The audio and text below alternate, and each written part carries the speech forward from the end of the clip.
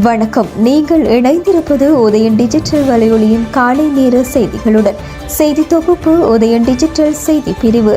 செய்திகளுடன் இணைந்திருக்கும் நான் லிஷா தரணீஸ்வரன். உயிர்த்த ஞாயிறு தாக்குதலில் நேரடியாகவோ அல்லது மறைமுகமாகவோ எனக்கு எந்த தொடர்பும் இல்லை என்று முன்னாள் ராஜாங்க அமைச்சரான சிவனேசதுரை சந்திரகாந்தன் தெரிவித்துள்ளார். களுவாஞ்சிக்குடி நீதிவான் நீதிமன்றத்தில் வழக்கொன்றுக்காக நேற்று முன்னிலையான பின்னர் கருத்து தெரிவிக்கையிலேயே அவர் இவ்வாறு தெரிவித்துள்ளார். உலகத்தில் உச்ச பாதுகாப்பு கட்டமைப்புக்கு அதிக நிதியை செலவு செய்கின்ற அமெரிக்காவில் கூட ISIS தீவிரவாதிகளின் ஆதரவாளர்கள் தாக்குதல் நடாத்தியுள்ளனர். தற்போது ஆட்சிக்கு வந்துள்ள புதிய அரசாங்கம் தேவையற்ற விடயத்தில் என்னை தொடர்புபடுத்தி இந்த விசாரணைகளை முன்னெடுத்து வருகின்றது. குறிப்பாக ஜனாதிபதி அனுர கிறிஸ்தவ மக்களுக்கு கொடுத்த வாக்குறுதிகளை நிறைவேற்றுவதற்காகவும் கிறிஸ்தவர்களின் வாக்குகளை இலக்காக கொண்டும் செயற்பட்டு வருகின்றார். என்னோடு இறந்துவிட்டு என்னிடம் இருந்து பிரிந்து பிரிட்டனுக்கு சென்ற அசாத் மௌலானா என்ற நபர் வெளிநாட்டு குடியுரிமையை பெறுவதற்காக வழங்கிய வாக்குறுதிகளை மையமாக வைத்து என்னை விசாரிப்பது தவறான அணுகுமுறை என்றும் அவர் தெரிவித்துள்ளார்.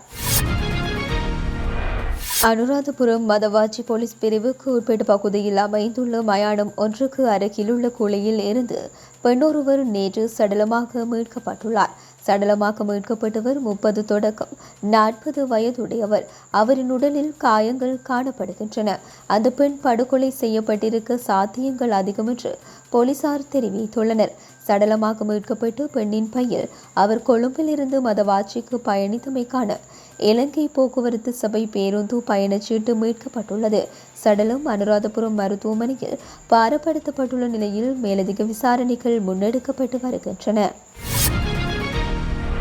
கிளிநொச்சி கந்தசாமி கோவிலுக்கு முன்பாக நேற்று இடம்பெற்ற விபத்தில் முதியவர் ஒருவர் உயிரிழந்துள்ளார். கிளிநொச்சி கணேசபுரம் பகுதியைச் சேர்ந்த யோகலிங்கம் குமரேசன் என்ற முதியவரே இவ்வாறு உயிரிழந்தவர் ஆவார்.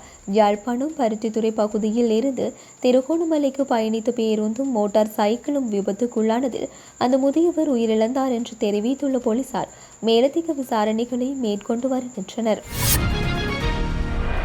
ரஷ்யாவுக்கான முன்னாள் இலங்கை தூதுவர் உதயங்க வீரதுங்க நேற்று கைது செய்யப்பட்டுள்ளார்.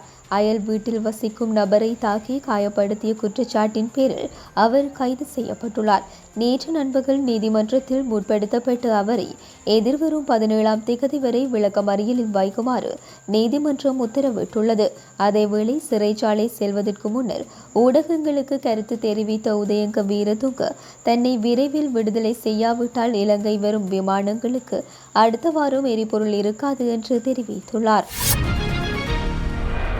நாடாளுமன்ற உறுப்பினர் சிவஞானம் ஸ்ரீதரனுக்கு பயண தடை விதிக்கப்பட்டுள்ளது.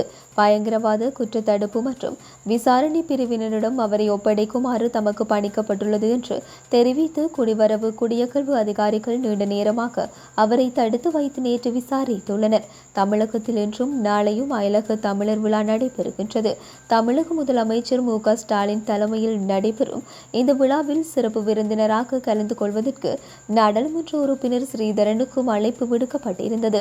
இந்த விழாவில் கலந்து கொள்வதற்காக கட்டுநாயக்க விமான நிலையத்துக்கு சென்ற போதே அங்கு அவர் தடுத்து வைக்கப்பட்டு நீண்ட நேரம் விசாரிக்கப்பட்டுள்ளார்.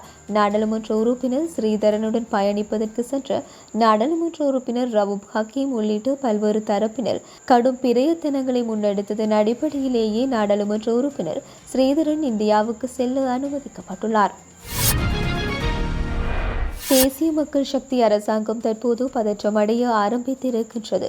ஊடகங்கள் அவர்கள் கையாளும் விதத்தில் இது தெளிவாகின்றது என்று நாடாளுமன்ற முன்னாள் உறுப்பினர் பேராசிரியர் சரிதஹேர தெரிவித்துள்ளார். அண்மை காலமாக அரசாங்கத்தின் பிரதிநிதிகள் சிலர் ஊடகங்களுடன் முரண்பட்டு வருகின்றனர். குறிப்பாக ஊடகத்துறை அமைச்சர் நலிந்த ஜெயதிச ஊடகங்கள் தொடர்பில் பொருத்தமற்ற கருத்துக்களை வெளியிட்டு வருகின்றார். சில சந்தர்ப்பங்களில் கருத்து வெளியிடுகையில் பத்திரிகைகளின் பெயர்களை குறிப்பிடுகின்றார். ஊடகங்கள் தமக்கு ஏற்றவாறு அல்லது தமக்கு சார்பாக செயற்படவில்லை என அரசாங்கம் பதற்றம் அடையக்கூடாது. எனவே பிரதமர், ஊடகத்துறை அமைச்சர் உள்ளிட்ட அரசாங்கத்தின் பிரதிநிதிகள் ஊடகங்களை பெயர் குறிப்பிட்டு தாக்குவதை உடனடியாக நிறுத்த வேண்டும் என்றும் அவர் தெரிவித்துள்ளார். இத்துடன் உதயன் வலையொலியின் காலை நேர செய்திகள் நிறைவடைகின்றன. தொடர்ந்து இரவு நேர பிரதான செய்திகளோடு இணைந்திருக்கலாம். வணக்கம்.